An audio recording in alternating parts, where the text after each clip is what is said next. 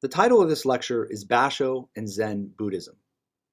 Zen is a form of Buddhism that originated in China about 500 AD and migrated to Japan around 1200 AD. It is a philosophy and a way of life that has had immense influence on Far Eastern culture, the arts, and ways of thinking, and has spread to many other parts of the world, including the West in the mid-20th century.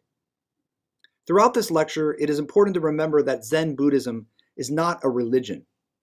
The objective of Buddhism is to bring about a fundamental change in a human being's everyday state of consciousness. More specifically, its objective is to bring about a change in one's personal identity, in the sensation of who and what you are.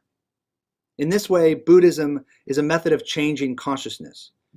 It was discovered and invented by a man named Gautama, who was given the title of Buddha because it means the awakened one.